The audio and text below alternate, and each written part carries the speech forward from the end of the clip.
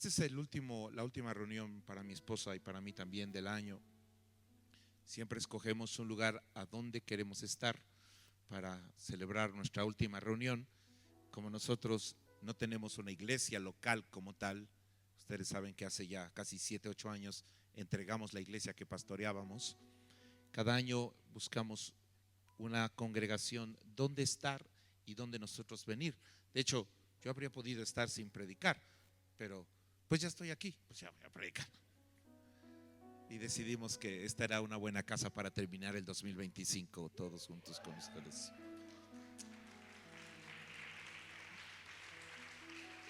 Leamos y ya vi que son ágiles los hermanos de las pantallas, ya vi que son ágiles. El libro de Primera de Pedro en el capítulo 5, el versículo 6 al 8. ¿Te aguantas conmigo un rato? Gracias, qué amable. Qué gusto verlos de verdad a todos. Veo algunos rostros conocidos. Otros no sé si ya los desconocí porque ya se ven muy mayugados, pero los veo y se ven muy bien. Lo que hace bañarse de verdad a todos nosotros nos hace bien. Yo vengo llegando, aterricé hace unas horas de estar 24 horas atorado en un aeropuerto allá por Detroit y nos agarró una tormenta de nieve mientras estábamos a punto de despegar y el avión y que no despegaba 24 horas, de las cuales estuvimos como 6 o 7 adentro de un avión metidos. Pero ya estamos en casa. Yo quería llegar porque si no, no iba a alcanzar a llegar a la reunión y gracias a Dios por eso. Así mañana tienen tiempo de gozarse y comer hasta donde Dios les permita y Dios los perdone por lo que van a hacer mañana. Primero de Pedro capítulo 5 versículos 6 al 8, 6 y 7, creo que es más que suficiente. ¿Les parece si lo leemos todos juntos? Recuerden, lo digo porque lo sé y porque es algo que practico. La lectura en voz alta de la Biblia y la memorización de la Escritura crea conexiones neuronales en una cantidad mayor a cualquier libro. Eso está probado neurológicamente hablando. Así que si alguien no entiende la predicación esta noche, por lo menos se llevará algunas conexiones neuronales a su casa de regalo. Pero la palabra se confesaba, ¿lo recuerdan? Por eso hay 150 salmos que se cantaban, se cantaba la palabra. Y antier iba yo con mi pastor en los Estados Unidos en un viaje como de 2 horas y él me puso música, me dijo, mira, quiero que escuches esto. Y durante las 2 horas de ida y casi 2 horas de regreso veníamos escuchando a un grupo que canta solo en inglés, pero cantan puros pasajes de la Biblia. Y entonces las 2 horas de ida nos las llevamos escuchando todo el Antiguo Testamento cantado por un grupo y coros de 200 personas, todos negros. Ya se imaginarán, ¿no? Lo que era, muy, muy impresionante. Pero leer la Biblia en voz alta tiene más poder de lo que se imaginan. Quiero aconsejarles para el 2026 que incluyan en su dinámica cotidiana leer la Biblia en voz alta. ¿De acuerdo? Van a notar la diferencia después de poco tiempo de hacerlo, de leerlo, porque la fe viene por el oír y el oír de la palabra de Dios. Entonces tú puedes hablarle a tu propio oído y tu oído puede escuchar lo que tus palabras dicen. El rey David le hablaba a su oído, a su alma, a su cuerpo, a sus situaciones, a sus condiciones, le hablaba a todo su mundo, porque él entendió el poder que había eso. Por ejemplo, cuando su mundo emocional estaba atravesando complejidades, decía, alma mía. ¿Recuerdan? El Salmo 103, donde dejó registrado una de las tantas veces que le habló a su alma y le dijo, bendice alma mía a Jehová y bendiga todo mi ser su santo nombre. Bendice alma mía a Jehová y no olvides ninguno de sus beneficios. Había poder en leer la Biblia en voz alta. Había algo que mantenía de pie a una persona. Había algo que sostenía el alma de alguien y hacía que alguien pudiera estar de pie cuando quizá sin ello habría ya colapsado. Bueno, otro que lo hacía mucho era Job. Hubiera yo desmayado si no creyese que veré la bondad de Jehová en la tierra de los vivientes. Ya conmigo, leer la Biblia en voz alta.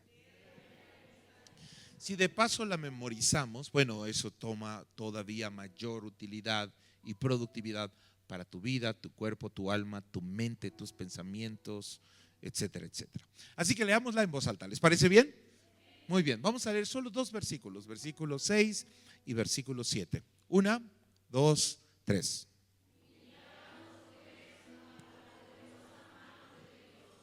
Que Él los exalte cuando fuere tiempo.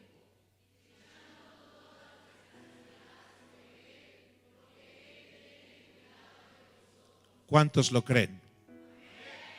Una vez más, solo 6 y 7. Una vez más. Una vez más.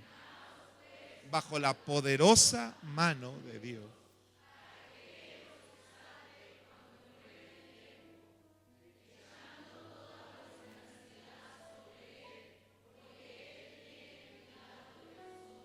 Ore conmigo en voz alta. Señor Jesús, dame un oído para oír, un corazón para percibir, un espíritu para discernir y la fe para recibir.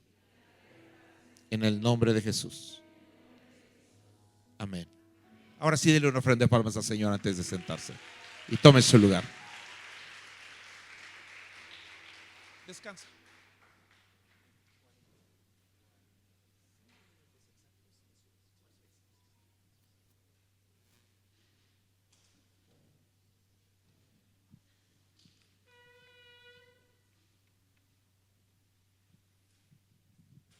Para muchos de nosotros, creo que para todos, este año ha sido un año con muchos eventos en nuestro mundo.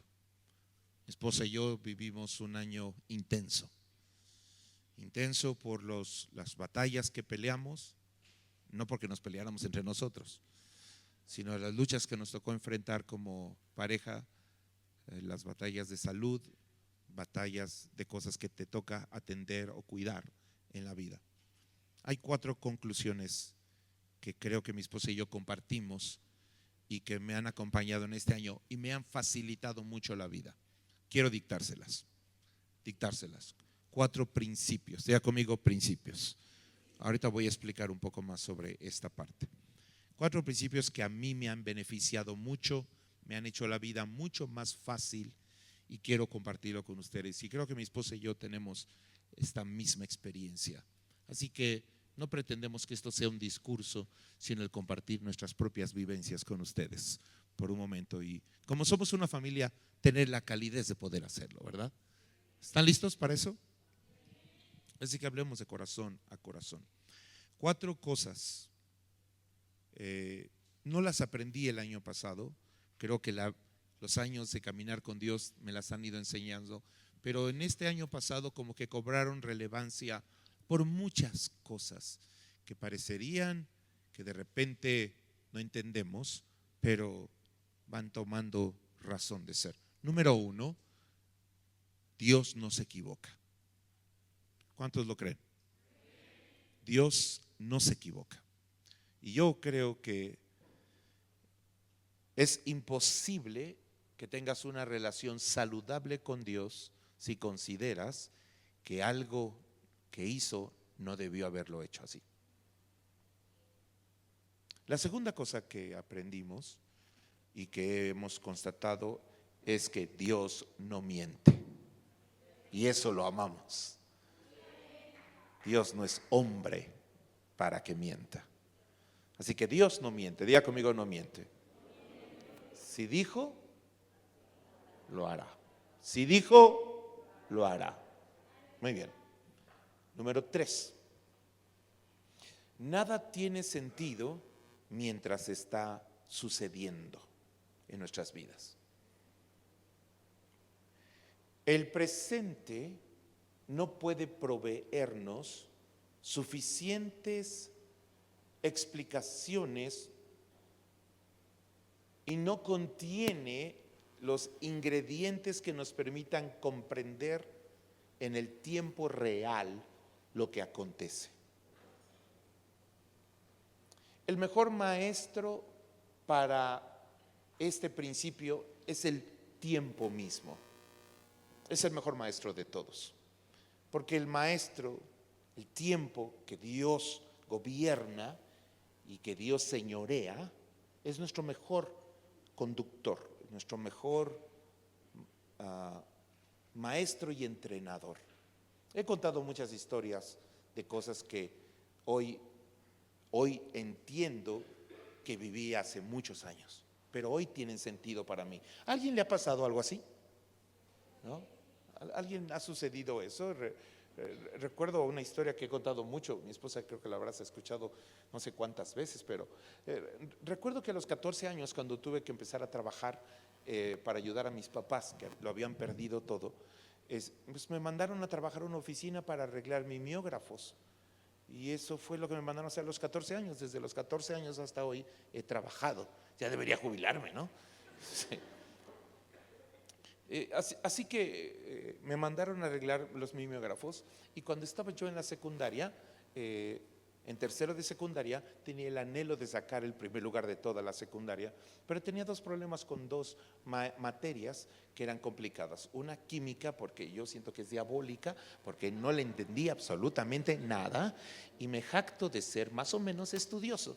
No salí tan bruto, más o menos sí se me daba el entender cosas, me gustaba la física, las matemáticas, no me fue tan complicado, pero química hasta el día de hoy solo recuerdo que H2O es lo que me estoy tomando en esa botella, no tengo mucho más conocimiento al respecto. Otro día estaba predicando y estaba contando esta historia y enfrente de mí estaba una maestra de química, que ni modo, bueno, en fin, pero Dios ya la sanó.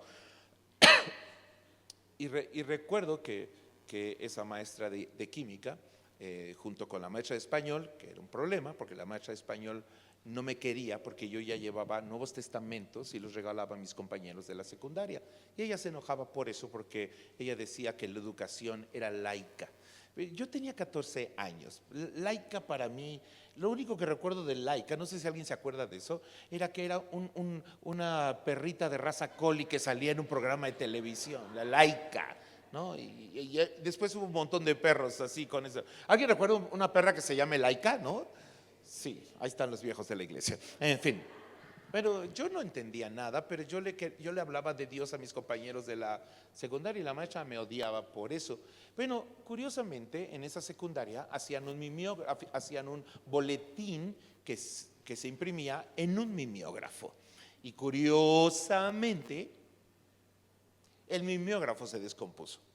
Curiosamente, me tocó pasar justo cuando la directora estaba platicando con la maestra de español, que le decía, maestra, le decía la directora a la maestra de español, ya no vamos a poder editar el boletín porque el mimeógrafo se ha descompuesto. Y yo iba pasando justo en ese momento por ahí donde ella se estaba teniendo esta plática. No soy chismoso, aclaro, presto atención, que es otra cosa. ¿De acuerdo? Y entonces yo pues volteé y instintivamente le dije a la directora, oiga, yo sé de mimeógrafos. ¿Me entienden lo que quise decir cuando dije nada tiene sentido mientras está sucediendo? Honestamente, yo pude haberme quejado de por qué tenía que ir a trabajar en lugar de poder ir a la escuela, porque tuve que dejar la preparatoria o la secundaria, ya ni recuerdo. En fin, han pasado muchos años y mi memoria ya no me da para tanto. El caso es que la maestra me dijo, pues tú sabes de mimeógrafos. La maestra de español me había dicho, yo me voy a encargar de que tú no pases mi materia. Y yo necesitaba 10 en esa materia en español, pero ella me dijo, yo me voy a encargar de que tú, pero es mejor servir a Dios, humillaos bajo la poderosa mano de Dios y Él os exaltará cuando fuere tiempo. Entonces, pues le dije a la directora que yo podía arreglar mimeógrafo. Se sorprendió de que un muchacho tan joven pudiera hacerlo, pero pues había que trabajar en lo que hubiera que trabajar. Así que eso hice. Fui, reparé el mimeógrafo y le dije a la maestra, si quiere, yo me encargo de imprimir el boletín de la escuela. Y ella me dijo, ¿de verdad puedes hacer eso? Me dijo la directora. La maestra de español calladita, calladita, por supuesto, ¿no? Ella me dijo, le dije que sí, y por todo el año yo imprimí el boletín de la escuela. Y la directora me dijo, vente a la hora de la clase de español, me dijo. Así que me brinqué olímpicamente a mis enemigos.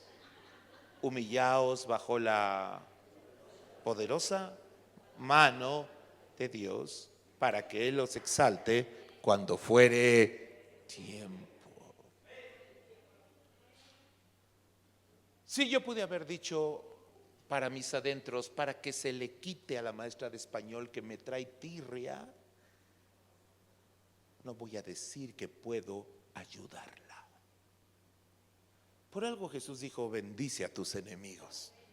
Humillaos bajo la mano de Dios, para que Él os exalte cuando fuere tiempo. Póngase el pie lo más rápido que puede. Busque a 2 o 3 personas y dígaselo a ver si se aprendió el versículo. Rápido.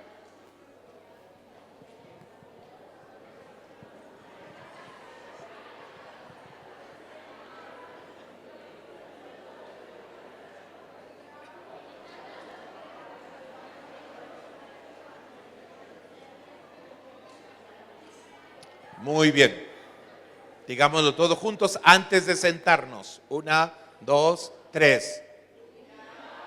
Pues bajo la poderosa mano, para que Él os exalte. ¿Lo creen? ¿Lo reciben? Entonces tomen su lugar. Terminó el año, la maestra, la directora, yo ya había logrado, esa es otra historia, pero no es para esta noche porque no vine a contar historias de mi infancia, pero ya había logrado 10 en química, me faltaba solo 10 en español para sacar el primer lugar de la secundaria. Pero cuando terminé de imprimir todo el año, la directora llamó a la maestra de español y me llamó y me dijo, Ofir, gracias por haber impreso el boletín, por haber arreglado el mimeógrafo, la calificación que quieras en la materia que quieras. Humillaos pues bajo la mano de Dios, para que Él os exalte cuando fuere.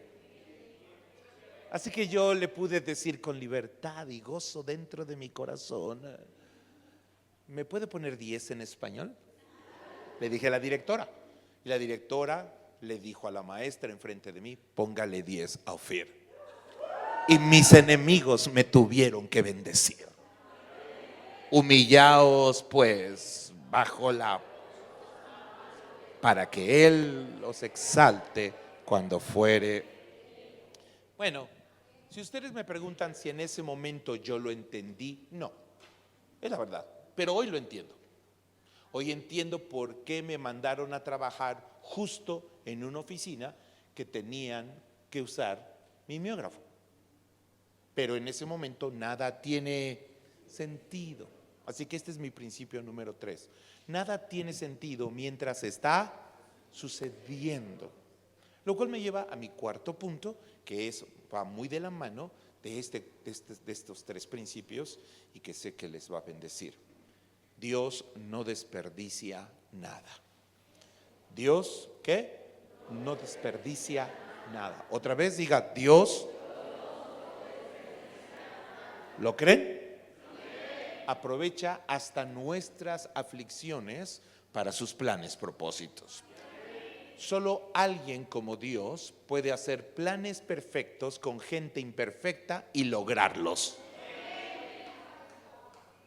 De nuevo, solo Dios puede hacer planes perfectos con gente imperfecta y lograrlo. Nosotros no podríamos con eso.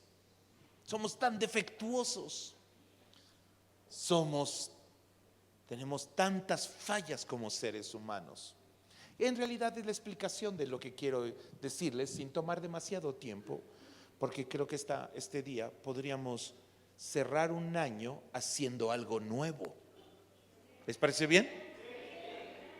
O quizás haciendo algo que ya hacemos, pero que nos permite comprender. Entonces, una vez que sé que Dios no miente, que no se equivoca, que nada tiene sentido mientras está pasando en el presente, en el tiempo real, no lo voy a comprender, y que Dios no desperdicia nada, eso facilita mi relación con Dios muchísimo. Me quita mucha presión y estrés. Esta palabrita que ahora todos nos autodiagnosticamos, es que esto me estresa. Antes no lo decían, pero nos han invitado a nosotros confesar nuestras propias enfermedades. Así que no me gusta mucho decir esto me estresa, porque es como invitar al estrés a vivir conmigo, y no es algo que quiera que me acompañe. Así que no lo invites a tu vida, porque se va a quedar. Amén. Muy bien. Bueno, ahora lo dicen hasta los niños: es que me estresa, papá. Yo sé cómo desestresarlos. Muy bien. ¿A quién fue escrito esta carta que escribió Pedro? ¿A quién se la escribió? Porque el a quién tiene una razón de ser para nosotros muy útil. Estamos leyendo, por supuesto, el capítulo 2, pero el capítulo primero dice a quién estaba diseñada, ¿no? Léalo con calma en su casa, ¿no? Él está escribiendo esta carta a los expatriados, es la expresión que se utiliza. Hoy en día usamos otro nombre: gente que ha tenido que migrar, gente que ha tenido que salir de donde estaba, gente que no vive donde quería ni vive como quería, como quisiera. Gente cuyas condiciones no son las mejores que anhelaría estar viviendo en ese momento, y que la razón que los ha llevado ahí ha sido creer en Dios.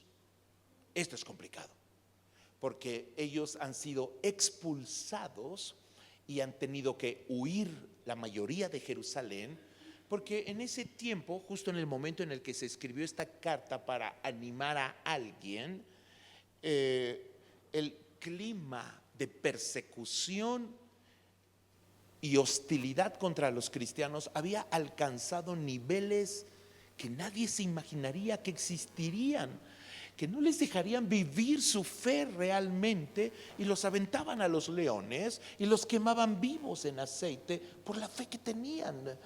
Suena loco, ¿no creen? Y suena cruel, pero era un momento, no era un momento donde ser cristiano no es muy popular.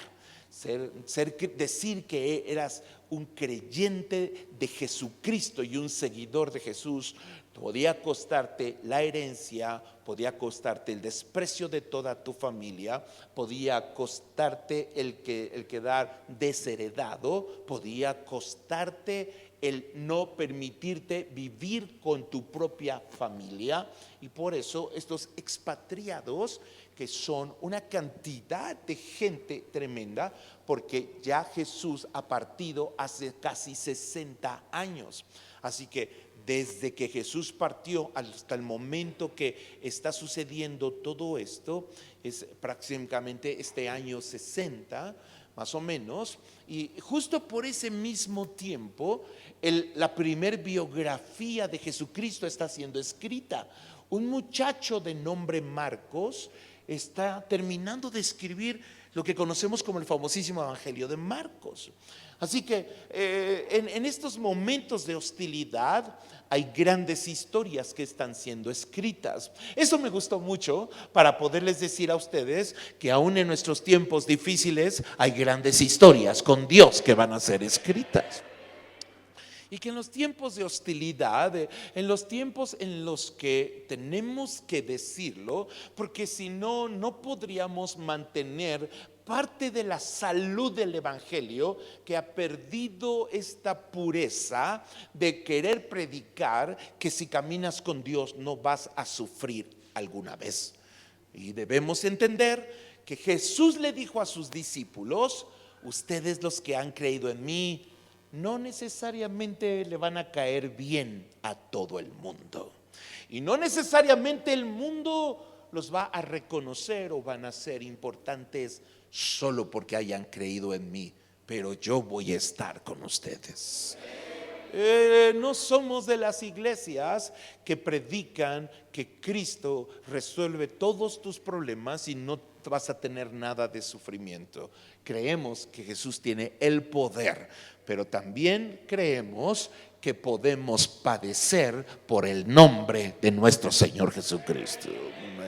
Y algunas de las cosas que vivimos este año fueron eso, padecimientos que tuvimos por causa de nuestra fe y por causa de nuestra honestidad y por causa de nuestra lealtad y por causa de nuestra integridad padecimos ciertas cosas. Bueno, Pedro está escribiendo a un grupo de cristianos, un grupo muy numeroso que ha salido de Jerusalén. Recuerden que Pedro pastorea la iglesia de Jerusalén y le está escribiendo a todos ellos y les está tratando de alentar y de animar con cosas y con esta palabra. Ahora, si hay alguien que es un buen maestro para hablar de lo que es humillarse bajo la poderosa mano de Dios, pues es Pedro, ¿no? Es alguien que lo vivió muy en carne propia, que entendió qué poderoso era anteponer la voluntad de Dios a la suya propia en la vida. Qué poderoso era el poder humillarse. Diga conmigo, humillarse, lo más fuerte que pueda. Pero no hablemos de humillarse como aquella persona que rasga sus vestiduras un día en la reunión. Hablemos de cosas más prácticas y cosas cotidianas y cosas que vivimos. Por ejemplo, Jesús fue carpintero por aproximadamente, nadie puede decirlo con precisión, cualquier otra persona se jactaría y sería insensatez, pero podemos decir por la edad en la que un chico podía empezar a ayudar en los oficios de su padre hasta el momento del inicio de su ministerio, que Jesús fue carpintero por más o menos 20 años de su vida. La pregunta es, ¿nació Jesús para ser carpintero? No era el propósito de su existencia, no era la razón por la que había venido al mundo, pero tenía que ser carpintero por 20 años de su vida. Tienes que humillarte bajo la poderosa mano de Dios. Y no solo eso, es porque tú sabes que eres el Rey de Reyes y Señor de Señores. Es como cuando ungieron a David como rey, lo ungen como rey, pero después tiene que ser el personaje secundario de toda una historia de otro rey, aunque él es el que ha sido ungido rey. Por 20 años Jesús tiene que caminar humillándose bajo la poderosa mano de Dios, esperando, como dice ese versículo, y Él os exaltará o te pondrá en el lugar que te corresponde cuando sea tiempo. Diga conmigo, tiempo. ¿Otra vez? Así que Jesús caminó estos 20 años y así podríamos hablar de cómo la cotidianidad de tu vida es parte de la humillación, y humillación no es hacerte sentir menos, humillación es bajar toda la guardia posible y dejar que algo en tu vida renuncie para que Dios reine. Amén. Muy bien. Bueno, tenemos por ejemplo a Jonás. Y en esta historia, tanto en la de Jesús como en la de Jonás, donde ven a un muchacho que no quiere ir a predicar a un lugar, pero ven como simultáneamente hay un tiempo. Diga conmigo, tiempo. Otra vez. Voy a explicarles algo. Es imposible que comprendas tu propósito sin humillarte. No se puede. Es imposible que entiendas tu tiempo en la tierra sin humillarte, porque Pedro aprendió algo, que el tiempo de alguien y el propósito de Dios solo se comprenden cuando alguien aprende a humillarse. Diga conmigo, humillarse. Una vez más. Bueno, entonces, ¿hay beneficios o no en humillarse delante de Dios? Los hay. ¿no? Este es el primero de ellos, que la gente comprende su tiempo. Bueno, Jesús pudo haber dicho, ¿por qué no empezar a los 20 años de edad o a los 25?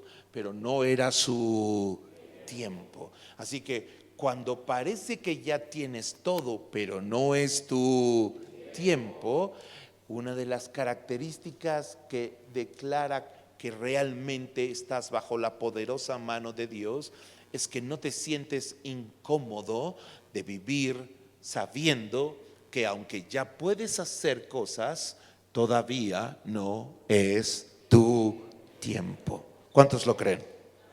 Muy bien. Ahora, cuando hablamos de todos estos hombres, tenemos por ejemplo a Esther, a quien Mardoqueo le dijo, quizá para esta hora es que tú tenías que tener esta edad, y quizá por eso naciste siendo mujer, y por eso eres tan bonita, y por eso es que te han cuidado, y para esta hora. Así que hay un momento siempre entre la creación de un ser humano y la cotidianidad de su vida, como los 20 años de Jesús siendo carpintero, porque Dios utiliza tu mundo cotidiano para prepararte.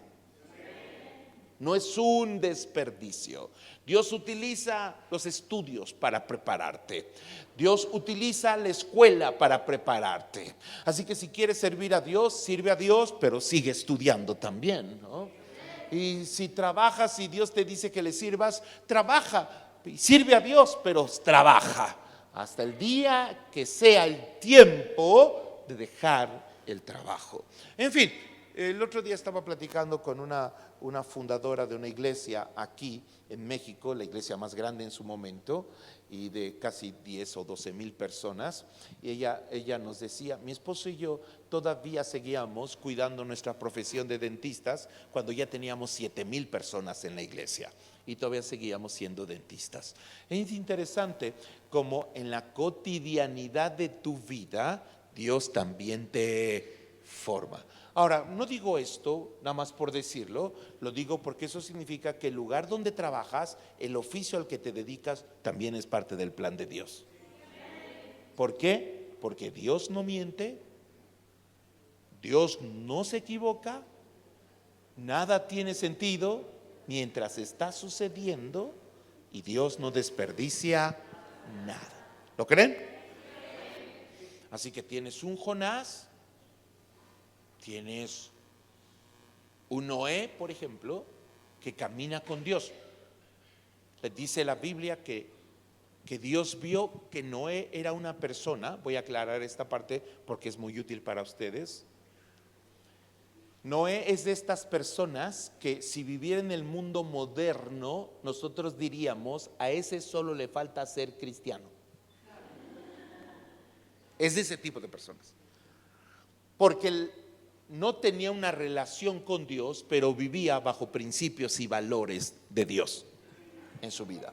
Por 500 años Dios vio a una persona que se dedicaría a lo que se dedicara. La Biblia no dice a qué se dedicaba por 500 años de su vida, pero se dedicaba a algo que posiblemente tuviera que ver con la profesión o la tarea o propósito que le encargó Dios de construir el arca. Pero lo que sí sabemos es que por 500 años este hombre fue un hombre que vivía con valores y principios, pero todavía él y Dios no se habían relacionado ni habían tenido un encuentro. ¿Qué quiero decir con esto? Bueno, lo que quiero decir con esto es que no basta ser una buena persona para ir al cielo. ¿Están aquí? Muy bien, los valores y principios lo que hacen es afectar condiciones, pero no sustituyen relaciones. Obsérvenlo, voy a explicarlo.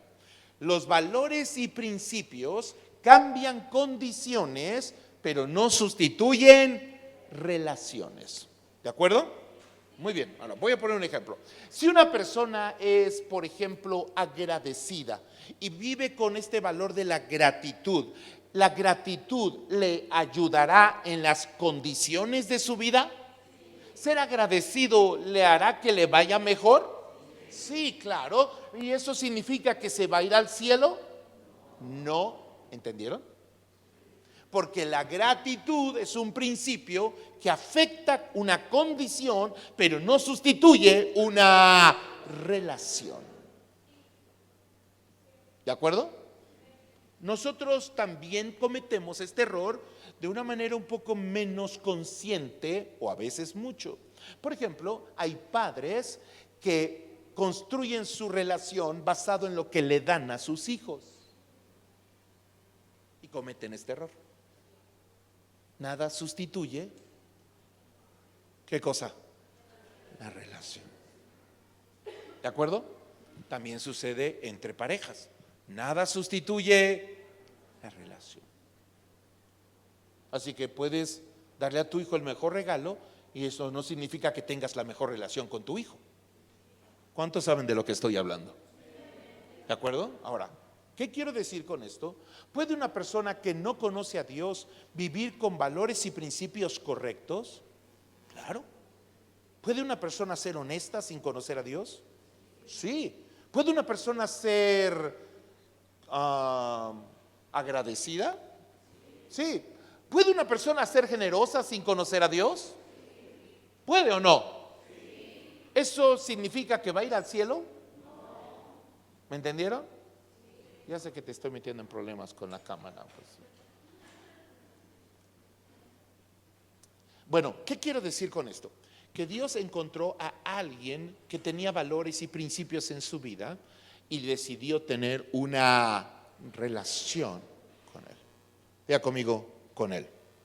Así como ha decidido tener una relación con nosotros. Bueno, entonces hemos establecido que los principios y valores que Dios enseña los deja en la tierra para que puedas tener la capacidad de modificar, decidir qué tipo de condición de vida tendrás. Si una persona es puntual, eso le llevará a una condición de vida o no. Si tienes el trabajo de tus sueños, pero tu costumbre es llegar tarde, ¿podrías perder ese trabajo? Entonces podrías decir, ¿qué pasó Dios? No, ¿qué pasó Dios? Nada.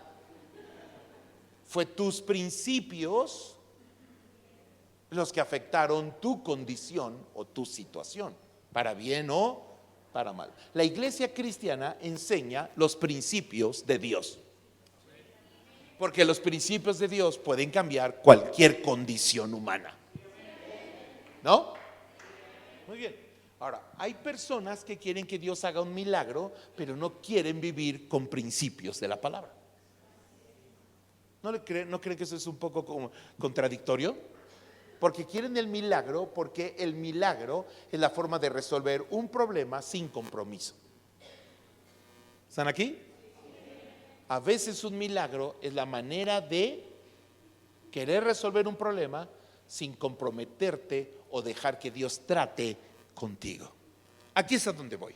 Humillaos bajo la poderosa mano, para que Él los exalte cuando fuere tiempo. En el 2026 va a ser el año de nosotros. ¿Por qué lo dice, pastor? Porque el rey David decía cosas como esta: este es el día que ha hecho el Señor. Así que el que controla el tiempo, lo único que requiere de mí es disposición. ¿Qué requiere? Ahora, aquí voy, observen esto. ¿Podía Moisés haber calculado por sí solo en qué momento tenía que nacer, de qué madre tenía que salir, en qué instante tenía que ser puesto en un río para que coincidentemente una mujer cercana a Faraón lo encontrara? ¿Podía Jonás haber calculado el tiempo perfecto en el que el pez que habría de nacer muchos años atrás tendría que haber nacido para que alcanzara el tamaño necesario para que justo en un mar Jonás dijera, es aquí donde el pez me va a estar esperando? No, es demasiado. Ni Pinocho sabía de eso. Podría, por ejemplo, Esther haber preparado todo para que el rey se fijara y pasar justo enfrente para que el rey la mirara y quedara prendido de su belleza. No. ¿Qué quiero decir con esto? Que el hombre no puede construir su propósito. El propósito ya lo decidió Dios. Porque recuerden ustedes que nosotros no somos gente a la que Dios le da propósito. Voy a explicarlo. Nosotros somos un propósito al que Dios le dio un cuerpo. Voy a explicarlo. Si ustedes tuvieran un terreno en este momento, un terreno así nada más, comprado sin construcción, tendrían que llamar a un arquitecto, ¿no? Si llamas al arquitecto y le dices al arquitecto, quiero que me haga unos planos arquitectónicos, ¿qué te va a preguntar primero el arquitecto? ¿Qué quiere usted construir aquí? Porque el diseño es antes o después del propósito. ¿Qué es primero? El arquitecto te va a preguntar, ¿qué quiere construir? Ah, bueno, aquí quiero montar un restaurante. Entonces el diseño está basado en el propósito, porque el restaurante tiene un propósito, ¿no? Que comas, que algunos lo han seguido bastante al pie de la letra, se ve. Pero si la persona que tiene el terreno, si tú eres esa persona y dices, no, lo que quiero aquí construir es un hospital, ¿cambiará el diseño? Por supuesto. Pero si le dices que es una casa para ti, ¿cambiará el diseño?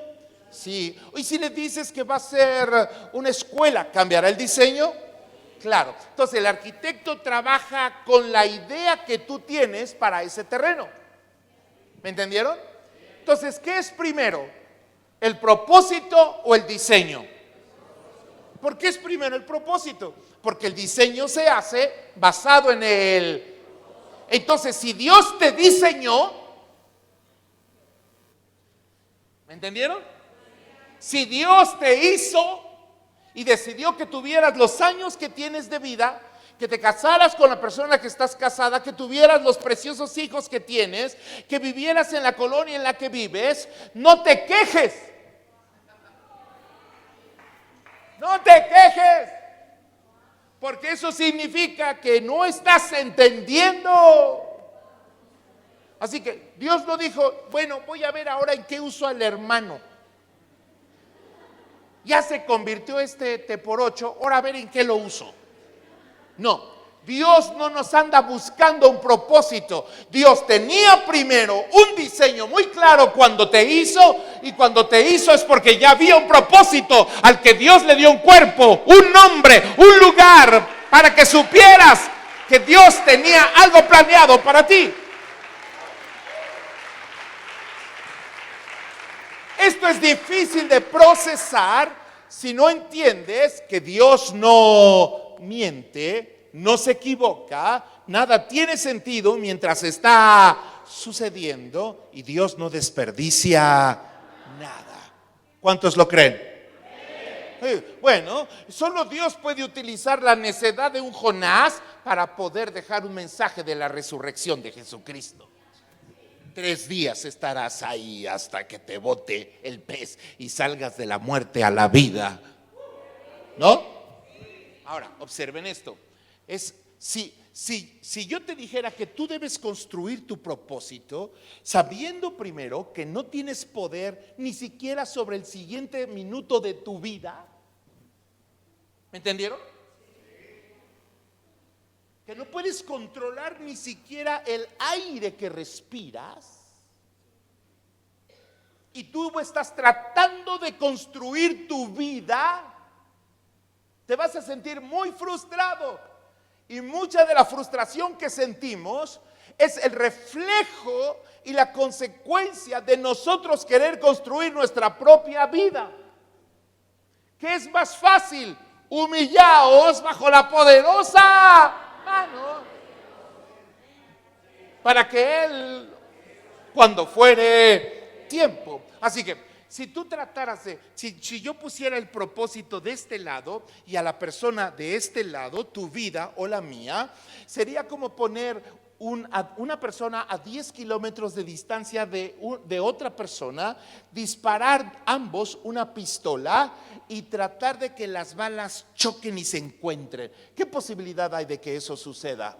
Es imposible, y acabo de dar una estadística bastante generosa. Sí, la posibilidad de que tú construyas tu propósito no tiene nada que ver con cuánto dinero puedes ganar, porque esto tiene que ver, escuchen, las cosas terrenales se regulan por los principios que una persona escoge tener para vivir su vida cotidiana. Si una persona es disciplinada, ordenada, generosa, le va a ir bien, ¿o no? Pero no necesitas conocer a Dios ni venir a la hermosa para eso. Puedes ser rico, bueno, pues cualquier persona puede ahorrar. Dios dijo, hasta las hormigas ahorran. No les dije animal, pero así Dios dijo, hasta las hormigas ahorran para el invierno. Son previsoras. ¿Están aquí? Bueno, ¿qué quiero decir con todo esto? Lo que quiero decir es que la única manera de que el propósito y la persona se encuentren es que haya un actor en ese lugar que tenga poder sobre la persona y poder sobre las condiciones. La única manera que tu propósito y tú se encuentren es que permitas que alguien que puede tocar el tiempo, las personas, las situaciones, que puede decirle a un pez, te voy a necesitar tal día, a tal hora, en tal lugar, en tales coordenadas, y por eso naciste hoy, y ahí está el pez creciendo sin saber qué, pero Dios es el único, porque para poder conectar el futuro de una persona con la persona y el propósito o razón de existencia de alguien con ese alguien, necesitas que alguien que tenga poder en el tiempo, en el conocimiento y en el lugar exista. Y hay uno solo que es omnipotente, omnipresente y omnisciente. Hay uno solo que lo puede todo, lo sabe todo y está en todo lugar. Su nombre es. Así que Pedro dice, ahora estoy entendiendo un montón de cosas que no entendía antes. Ahora comprendo que mi tarea no es tratar de sobarme el lomo para construir mi futuro, es humillarme bajo la poderosa mano para que Él me lleve hasta mi propósito y me ponga en mi lugar. Porque recuerden, tú entras en la vida cuando naces, entras en el reino cuando crees, pero entras en la historia cuando le sirves. De nuevo, una frase para Facebook. Entras en la vida cuando naces. Entras en el reino de la luz porque eres sacado del reino de las tinieblas cuando crees en Jesús. Pero entras en la historia cuando le... ¿Y saben qué es servir a Dios? Es parte de este proceso de humillaos pues bajo la... Y Él, cuando fuere tiempo. Bueno, déjenme ponerles un ejemplo de esto, de lo que es servir. Tenemos, por ejemplo, a Eliseo, un empresario, hijo de un empresario que es inteligente y capaz y que gobierna y regula 12 sucursales, sí, 12 yuntas de bueyes, ¿no? Es lo más parecido a 12 sucursales. Significa que la cantidad de terrenos es grande, ¿no creen? Para necesitar 12 yuntas de bueyes, significa que necesitabas 24 bueyes. Interesante el número, pero ese lo voy a dejar para otro día. Entonces, él trabaja en eso. Cuando Dios lo llama, recuerden que Elías avienta el manto sobre este gerente de una empresa. ¿Están aquí? Avienta el manto sobre el gerente. Entonces el gerente decide, tiene el corazón, porque recuerden, Dios usa tus profesiones cotidianas para también darle forma a tu propósito divino. Así que él había aprendido a vivir bajo autoridad o no. Sí, de su padre. Y había o no aprendido lo que era trabajar. Sí. Así lo encontró, dice la Biblia, que estaba trabajando en una de las 12 yuntas de bueyes. Bueno, una vez que el gerente recibe y el manto, que era una forma de decirle a alguien: quiero que sirvas, que le sirvas a Dios o que le sirvas al profeta de esa generación. Entonces la Biblia dice que la tarea que le dieron era tomar una vasija con agua para depositarla en las manos de Elías cuando Elías comiera. ¿Lo recuerdan? Ahí está en la Biblia.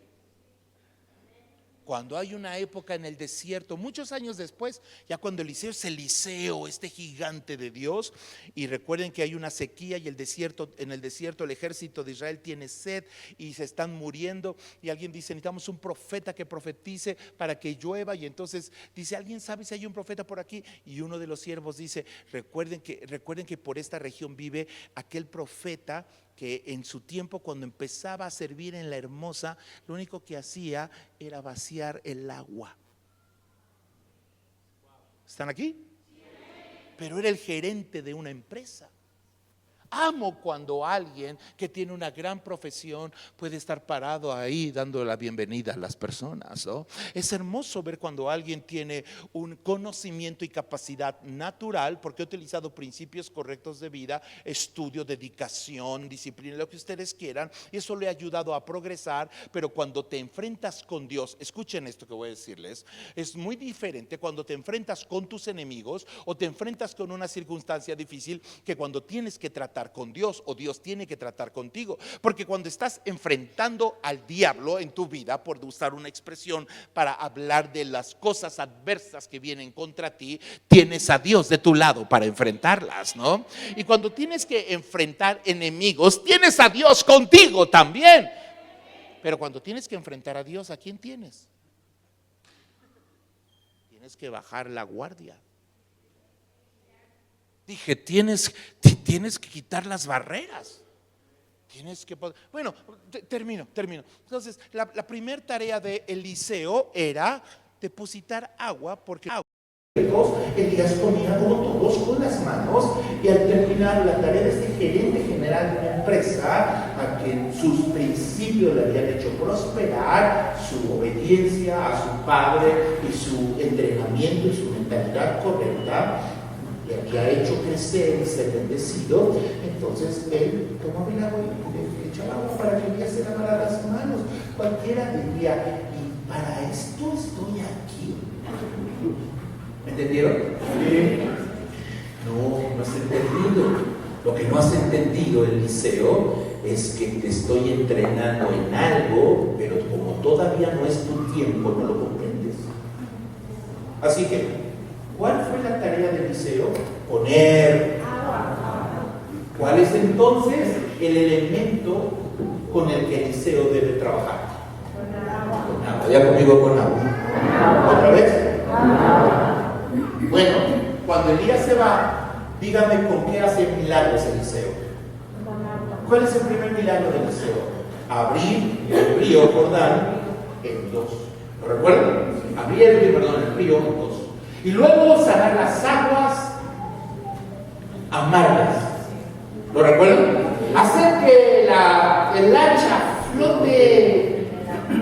Abrir fuentes de aguas en un desierto. Si lo que hizo en lo pequeño, él pudo haber pensado: esto es poca cosa para mí. Yo que soy entrenado en grandes profesiones y que soy un hombre capaz, ¿por qué habría de tomar una escoba? ¿O por qué habría de ayudar en algo? Porque eso en lo pequeño, en lo que sirves, puede ser el entrenamiento de lo grande en lo que vivirá tu ministerio.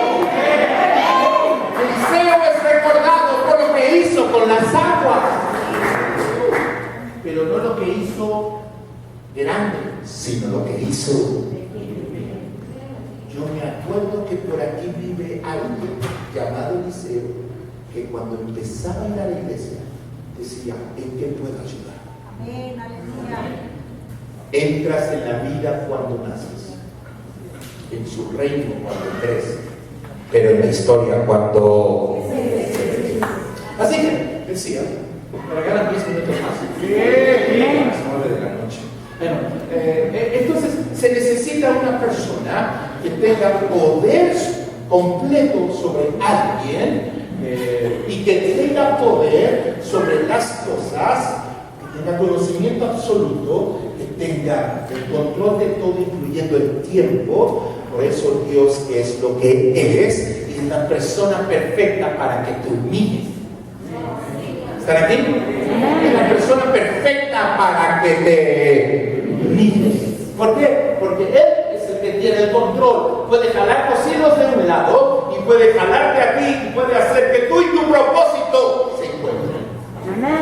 El diablo no puede hacer eso, hermanos amados, porque el diablo no es ni omnipresente, ni omnisciente, ni omnipotente. Así que cuando el diablo promete algo, no lo puede cumplir. ¿Entendieron? Porque el diablo no lo puede cumplir porque no es omnipotente. El diablo puede ofrecer, ya conmigo ofrecer, lo más fuerte que pueda. ¿Por qué creen ustedes que cuando nos toca lidiar con personas que están endemoniadas, la expresión muchas veces es me lo ofrecieron? Si el diablo lo que hace es ofrecer, lo que Dios hace es esto, porque tienes que ser omnipotente, omnisciente y omnipresente para poder hacer esto, prometer. ¿Están aquí? Observen esto. Esto les va a gustar mucho. Déjenme explicar el concepto de promesa. Cuando una persona da una promesa es porque tiene el poder para cumplirla. ¿De acuerdo? Así que esto les va a gustar mucho porque a mí me bendijo. Cuando Dios me promete algo a mí, esto es mucho más poderoso que tener capacidades o derechos. Porque nosotros no necesitamos tener el derecho de algo, porque entonces tendríamos que habernoslo ganado. Pero si alguien lo ganó por nosotros y lo ganó para nosotros, nos lo puede prometer. Es lo que nos llevó a decir: somos más que vencedores por medio de Cristo Jesús, porque el que venció te puede ofrecer la victoria porque ha vencido, pero el diablo no ha vencido. Así que el diablo no puede hacerlo. Y de hecho, ¿recuerdan ustedes, por ejemplo, cuando Dios está enseñando este principio sobre cómo puede poner las manos sobre condiciones y controlar personas y condiciones todo junto? Lo que hace es presumir a una persona, se la presume al diablo en persona, a Job. ¿Lo recuerdan? Y entonces le dice a Satanás: hey Satanás, ¿de dónde vienes? La pregunta es un poco de sarcasmo, por decirlo de una manera que pueda ser entendible. Es una manera de recordarle: tú tienes que venir porque no puedes estar en todo lugar. ¿Están aquí? ¿De dónde vienes? Él dice: pues vengo. Y cuando él dice vengo de, está reconociendo que él no es Dios y que está muy lejos de tener el poder que Dios tiene y la capacidad que Dios tiene. Yo tengo que recorrer la tierra, pero la Biblia dice de Dios que él no tiene que recorrer la tierra, dice que sus ojos la pueden recorrer. Así que cuando conociste a Dios, te topaste con alguien que tiene el poder de controlar circunstancias, tiempos, situaciones, tomarlas todas en su mano, agarrarte a ti del otro lado y hacer que tu propósito o su propósito y tu vida se encuentren en un día en la tierra y digas como le dijeron a Esther: ahora sé por qué estoy donde estoy, ahora sé por qué trabajo en ese hospital, ahora sé por qué trabajo como maestra en esa escuela, ahora sé por qué soy taxista, ahora entiendo. Y ahora sé que ser taxista no es una mala profesión, o ser albañil tampoco lo es, porque recuerden que Dios usa la cotidianidad de tu existencia para prepararte para tu propósito en la vida.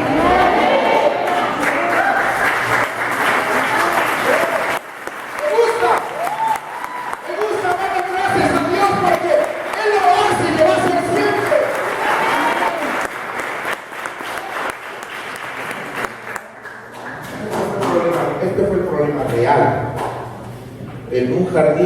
llamado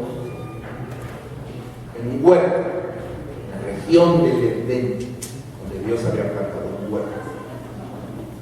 Un hombre llamado Adán, decidió que no quería humillarse bajo así que puso su voluntad por encima de la de Dios. ¿Lo recuerdan? Sí. Dios dijo, no comas de ese fruto. ¿Lo recuerdan? Sí. ¿Me permiten hablarles de ese fruto de ese árbol por 2 minutos? Sí. Para que entiendas por qué tu papá a veces te tiene que decir que no. Te voy a ayudar, me des un café después. Miren, Satanás le dijo a Adán y Eva, ese fruto te va a añadir conocimiento, vas a saber más. Te va a añadir cosas, vas a tener más. Y te va a añadir poder, vas a poder más. Eso fue lo que el diablo le dijo a nosotros, lo que el diablo le dijo a Eva. Sabrás. Y con eso tendrás. Y con eso podrás. ¿Están aquí? Sí. Bueno, la razón por la que Dios le dijo a Adán y Eva, no toques ese fruto en particular, es porque quiero que sepas en tu vida que lo que sepas en la vida, lo que tengas en la vida, lo que puedas en la vida, no debe ser más importante que tu relación conmigo. ¿Me entendieron? Sí. Así que no comas de ese fruto, sino que dale otro micrófono. Gracias. Básicamente el fruto representaba lo que un ser humano puede, sabe y tiene. No tocar el fruto es que sin importar lo que sepas, lo que tengas y lo que puedas, Dios siga siendo más importante que cualquier otra cosa. Sí, amén. ¿Amén? Sí, amén. Bueno, estoy terminando. Terminé mi versículo 6. Humillaos bajo la poderosa mano de Dios. Leamos el versículo 7 y ya no voy a predicar el 7, pero usemos la esencia de este versículo para poder construir un momento final.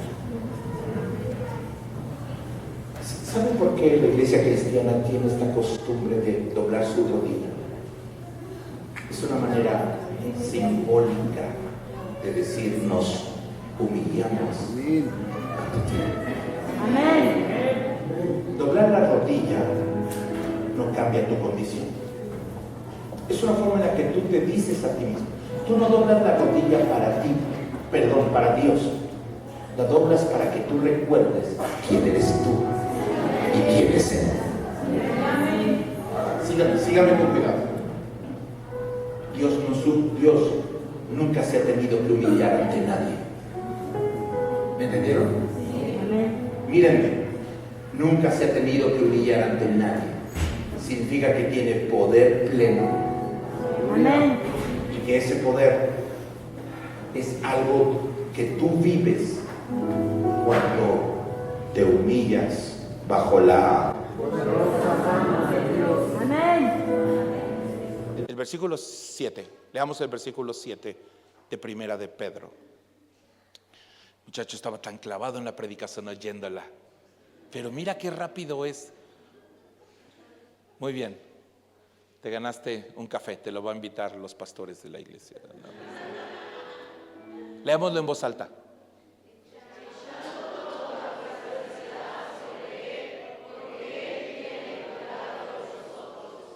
Voy a decirles esto. Cuando Pedro dice esto, no lo está diciendo de su propia experiencia, lo está diciendo de Dios. Mírenme, entiendan esto de Dios. Cuando Dios dijo, yo soy el alfa y la omega, ¿de quién lo decía? ¿De quién? ¿Significa que Dios tiene principio? ¿Que Dios tiene fin? Entonces, cuando dice yo soy el alfa y la omega, ¿de quién lo dice? De ti. Porque Dios es eterno. Dios es eterno. No tiene alfa y no tiene omega. No tiene principio y Dios no tiene fin. Pero ¿quién sí tiene principio y fin? Nosotros. Así que cuando Dios dice yo soy el alfa y la omega, no está hablando de su persona, está hablando de tu persona. Yo soy tu principio y tu final. Puedo tomar el primer hilo y el último hilo. Puedo tomar el primer minuto y el último minuto de tu existencia y puedo juntarlos en la historia. Si tú te humillas delante de mí y me entregas tu vida y caminas conmigo y me dejas que te use, entonces yo te exaltaré cuando sea tiempo. Pero mientras eso suceda, no te sientas ansioso. Echad toda vuestra ansiedad, porque yo, Dios, nunca he sentido lo que es ansiedad. Porque yo, Dios, nunca me he tenido que preocupar por nada. A mí nada me roba el sueño, porque soy Dios. Significa que si pones tu ansiedad sobre mí, lo que estás diciendo es esto: prefiero humillarme ante ti y sé que tú vas a abrirme la puerta que tengas que abrirme. Y sé que si yo me humillo ante ti, tú me vas a poder poner en el lugar donde tú tenías que ponerme. ¿Cuántos dicen amén a eso? Así que esto nos lleva a caminar con Dios, una experiencia de vida que nos hace poder derrotar el estrés o la ansiedad o esta incertidumbre que carcome a los seres humanos con respecto a Jesús. Vino a volver a repetir el mismo mensaje: no digas qué comeremos o qué vestiremos, porque Dios tiene cuidado de vosotros.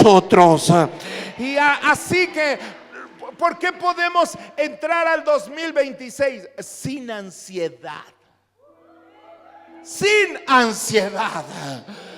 Puedo no tener el trabajo que quisiera, pero no voy a tener la ansiedad que el mundo quiere que tenga. ¿Por qué? Porque el que es todopoderoso, Él tiene el poder de acomodar las circunstancias unas con otras.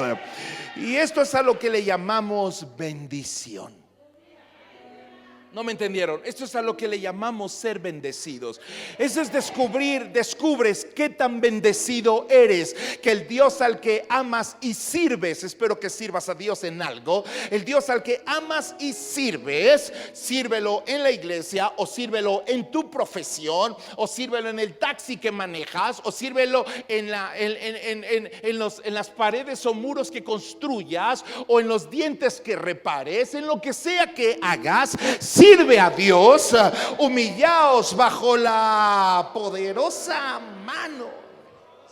¿Por qué lo digo? Lo digo por un muchacho que tenía 17 años, había crecido ayudándole a su padre, pero le jugaron una mala jugada por causa de un sueño que tenía que ver con propósito. Y entonces se levantaron sus hermanos diciendo: arruinémosle el propósito.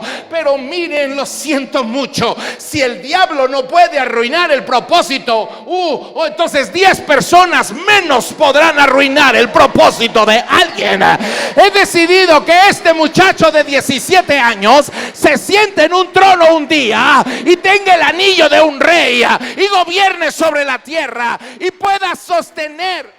Porque el propósito por el cual voy a hacer todo lo que tengo que hacer con este chamaco de 17 años llamado José es que un día va a tener el poder de tener suficiente alimento para sostener a 70 personas que se van a convertir en mi pueblo y en mi nación. Y necesito a alguien que pueda usar para ese propósito. Así que necesito a alguien que sepa lo que es humillarse bajo la poderosa mano mano. Así que José sirve a su padre y lo venden a Potifar y le sirve a Potifar. Siempre sirve a los demás donde Dios te ponga, porque aunque no estoy donde quisiera, me vendieron y no estoy donde quisiera, ni como quisiera, ni en las condiciones que deseara, mi Dios sigue siendo Dios en este lugar, y mi Dios sigue reinando en esta tierra, y mi Dios sigue teniendo poder sobre las personas. El diablo dijo: voy a utilizar, y una mujer dijo: voy a destruir el propósito de ese hombre, y se levantó una mujer y le levantó falsos y lo metieron a la cárcel. Pero recuerden, Dios es omnipotente, omnisciente y omnipresente. Él había calculado que justo en el año en el que José estuviera en la prisión, llegara un copero de un rey llamado Faraón, para que entonces pudiera hablarle. Y José no solo había ayudado a su padre, y no solo había ayudado al otro hombre con el que sirvió, ahora también ayudaba en lo que hacía. Había estudiado administración de empresas y le ayudó en administración al de la cárcel. Y el de la cárcel descansaba en él, porque era un hombre íntegro, y Dios estaba usando a este muchacho. Y un día, diga conmigo, un día llegó el tiempo de José, y la Biblia dice: humillaos bajo la poderosa mano de Jehová, y Él te exaltará cuando sea tiempo. No siempre vas a vivir la condición que quieres, no siempre vas a vivir donde quisieras, ni vas a tener lo que quisieras, pero vas a tener al que quisiste tener en tu vida. Por eso Dios dijo: es absurdo que quieras depender de una piedra labrada, pintada, y de un ídolo de oro o de madera. Es absurdo que quieras confiar en los hombres. Estos confían en carros y aquellos en caballos, pero nosotros del nombre de Jehová nuestro Dios tendremos memoria. Porque estos en los que confías se resbalan, se tropiezan y se caen, pero Dios no miente, no se equivoca, no falla. ¿Saben qué es bendición? Bendición es que tú hayas decidido confesar el nombre de Dios en la tierra. Porque el problema es la escritura lo dice: el que me confesare delante de los hombres, yo le confesaré en los lugares más altos, delante de mi Padre. Miren esto, jóvenes, ¿por qué creen ustedes que parece que les da pena decir que son hijos de Dios y que van a una iglesia cristiana en la universidad o en la secundaria o en la prepa? ¿Por qué te abstienes de decirlo si vas en el carro o en el taxi? ¿O por qué te abstienes de hacerlo? Te abstienes de hacerlo porque crees que eso te va a perjudicar de alguna manera. Sí, es parte del sufrimiento que estaban viviendo también ellos, los que tenían que decir que eran seguidores de Jesucristo, y eso les había costado que los expatriaran. Pero fue a ellos a los que Pedro les dijo: ustedes no entienden lo que está pasando con su vida, pero de aquí a 200 años el mundo conocido va a ser lleno del evangelio, porque tú decidiste mencionar el nombre de Dios en tu trabajo y con tu compañero de la escuela, y tu mejor amiga le dijiste: yo creo en Dios. Y te voy a decir algo: el problema es que si tú confiesas el nombre de Dios, a lo que haces es provocar que Dios repita tu nombre. Y bendición es que Dios susurre tu nombre en lugares altos donde tú nunca te imaginaste que ibas a estar, pero alguien mencionó tu nombre. Porque cuando Faraón tiene un problema, tiene el mismo problema que tuvo el copero. El copero tuvo un problema con un sueño, y luego una persona en altas esferas del gobierno y con poder tuvo el otro problema con un sueño. Y entonces el copero le pudo decir a Faraón: conozco a alguien que me ayudó con un problema igual al que tú tuviste. No sé si alguien me está entendiendo lo que estoy diciendo. Esto esto es predicar el evangelio. Que vayas con alguien y le digas: yo te conozco a alguien que me ayudó con mi depresión como la que tú estás teniendo el día de hoy. Yo conozco a alguien que me ayudó con mi matrimonio como tú estás teniendo problemas matrimoniales ahora. Porque si tú confiesas el nombre de Dios, Dios va a susurrar tu nombre. ¿Y saben por qué? Porque Dios lo prometió. Diga conmigo: Dios lo prometió. Fue Él el que dijo: si el que confesare mi nombre delante de los hombres, yo le confesaré. Y eso, hermanos, es una promesa. Diga conmigo: es una promesa. Lo más fuerte que pueda, diga: es una promesa. Otra vez, diga: es una promesa. Eso significa que no tiene nada que ver con tu capacidad mental, no tiene que ver con tus alcances, no tiene que ver con tu dinero, no tiene que ver con tu carro, no tiene que ver con tu ropa, no tiene que ver con tus amigos ni tus palancas. Tiene que ver con el que lo prometió, y el que lo prometió es más que suficiente, es más que suficiente, es sobrado. Alguien puede ponerse de pie y darle al Señor un momento de gloria y de celebración y decir: Dios, voy a poner mi vida en el 2026.